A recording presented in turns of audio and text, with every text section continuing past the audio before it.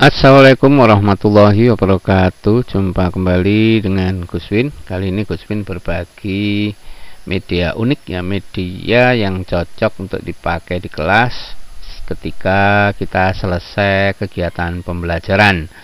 Sebagai contoh di sini ya, kita bisa mengajak peserta didik di kelas untuk tebak-tebakan. Jadi ini sangat menarik ya, sifatnya seperti game. Jadi kalau misalnya ini kita putar, jadi roda putar, spin atau wheel ini kita mainkan seperti ini, maka nanti akan muncul salah satu dari sekian pilihan itu yang ditentukan secara random.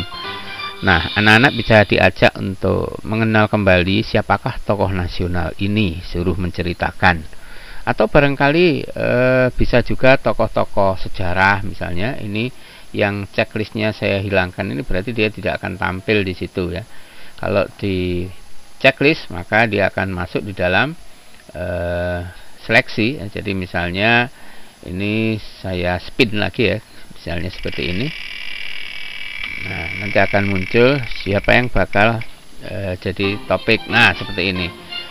Misalnya ditanyakan di sini gambar siapakah ini? Ya, ini tokohkah atau sunankah dan sebagainya.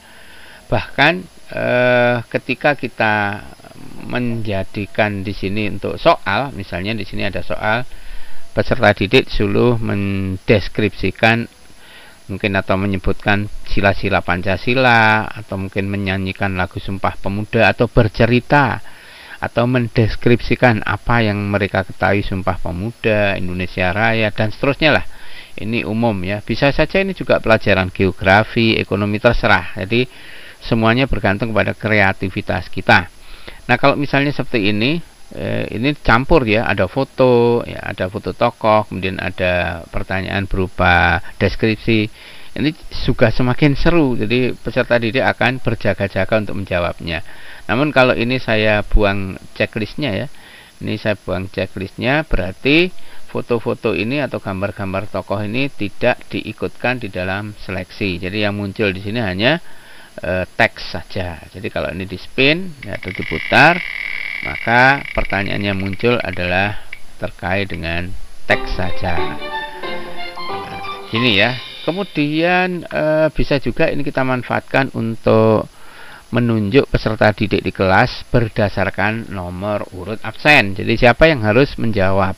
Ya, kita bisa spin di sini. Ya, kita bisa putar di sini nomor absen berapa yang harus menjawab. Nah, nanti akan muncul di sini. Nah, ini berarti nomor absen 13. Jika peserta didik dengan nomor absen 13 ini hanya diberi jatah sekali saja menjawab, maka kita bisa remove. Jadi nomor 13 yang ada di roda putar ini bisa hilang kalau kita remove. Artinya dia sudah tidak diizinkan untuk ikut menjawab. Jadi kita hilangkan. Nah, di sini kan nggak ada ya, 11, 12 langsung 14. Terus jumlah siswa bisa kita edit di sini menjadi berapa? Misalnya di sini menjadi 31 juga bisa ya. Menjadi 31. Kita cek, begitu kita ganti inputnya, otomatis di sini akan menyesuaikan. Jadi nomor urutnya kembali dari nomor urut 1 sampai dengan nomor urut terakhir 31.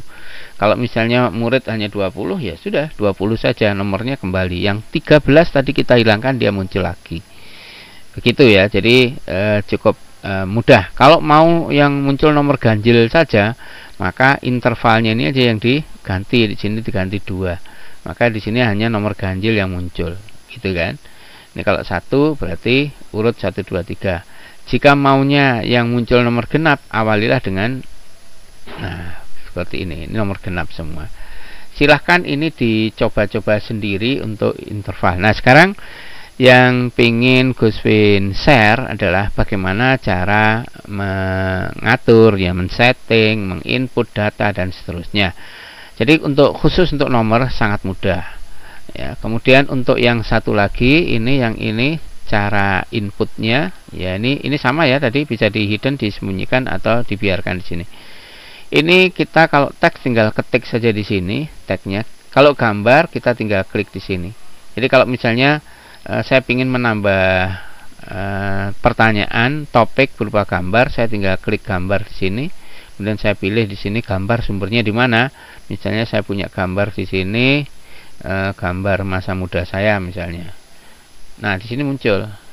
Begitu ya. Jadi kita harus punya bank data dulu berupa gambar yang mau dijadikan topik.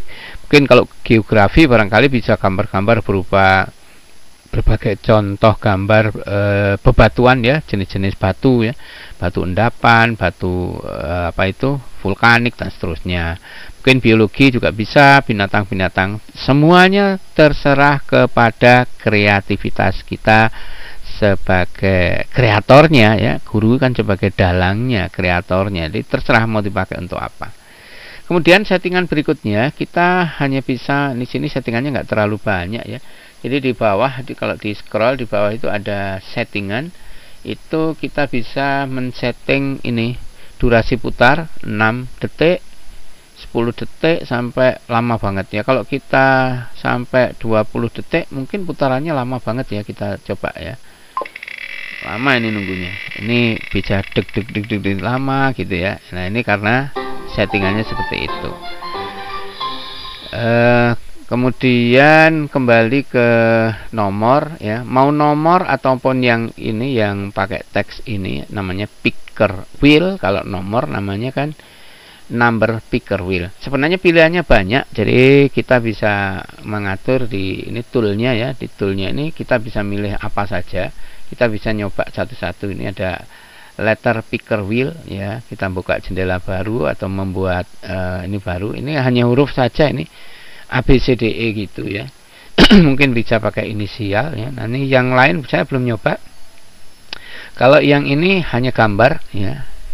Nah, kalau tadi kan ada ada kombinasi antara gambar dengan teks ya. Kalau ini hanya gambar saja. Jadi kalau kita upload gambar satu-satu, misalnya saya ambil, saya punya gambar yang tadi ya, misalnya ini saya masukin satu-satu. Nah, seperti ini. Jadi satu gambar sudah masuk, saya tambah lagi gambar yang lain. Begitu seterusnya ya. Sama seperti tadi, ini checklist ini kalau kita tidak tampilkan maka dia hilang dari roda putar. Begitu seterusnya sama ya, prosesnya sama. Ini bisa untuk pertanyaan di kelas. Dan yang perlu diketahui bahwa permainan ini sangat bergantung kepada koneksi internet. Jadi artinya ini bisa jalan karena koneksi internet. Jadi harus ditayangkan secara online dan kemudian ditayangkan melalui proyektor ya, melalui proyektor pakai screen itu. Kalau tidak ada proyektor ya anak-anak nggak bisa nonton. Jadi kita mengajarnya secara offline, namun menyampaikan undian, bukan undian ya, nanti judi nih, menyampaikan gamenya ini secara online. Jadi anak-anak nontonnya melalui proyektor. Ini keren ini. Apakah ini bisa kalau misalnya kita sedang mengajar secara jarak jauh atau PJJ? Bisa juga, malah enak kalau kita PJJ karena kita bisa lakukan share screen ya. Nah, sekarang setelah kita tahu beberapa model permainannya di sini, kemudian settingannya juga tidak terlalu sulit, tidak terlalu rumit, maka yang perlu diketahui adalah bagaimana cara kita membuatnya. Baik ya, ini saya tutup dulu, ini saya tutup juga. Nah, sekarang bagaimana cara membuatnya? Cara membuatnya cukup sederhana. Kita bisa ketik dengan dari yang model number dulu, boleh ya. Kita tulis saja number picker ya, wheel. Nah, gini ya, itu ada di atas. Nah, sudah ada. Ini kemudian tinggal klik saja, maka munculnya seperti ini. Ini kan dokumen yang tadi sudah saya pakai, itu masih ada di sini tersimpan secara online. Dan ini tinggal mengganti judulnya, ini juga boleh diganti, misalnya diganti nomor urut soal misalnya ya. Jadi anak-anak sudah pegang soal sendiri-sendiri. Kemudian misalnya jumlah soal itu ada 20, kita akan acak secara random seperti ini. Nah, nomor berapa yang harus kita jawab pertama misalnya ya. Muncul, oke, ternyata nomor 4.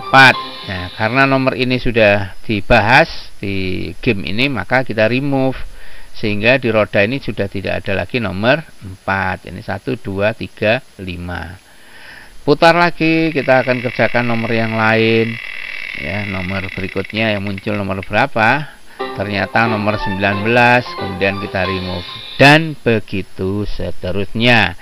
Ini sangat menarik teman-teman, jadi selamat mencoba. Mudah-mudahan ini bermanfaat di masa pembelajaran setelah liburan atau setelah pandemi ya, karena kita sudah tatap muka 100%, mungkin anak-anak akan lebih bersemangat ya, kelasnya menjadi hiruk pikuk rame, tapi bukan rame ngobrol, tapi rame berebut meraih poin ya. Mudah-mudahan ini bermanfaat. Selamat mencoba dan dukung terus channel Gus Mimin. Sampai ketemu di hal-hal lain yang menarik di dalam dunia pembelajaran. Assalamualaikum warahmatullahi wabarakatuh.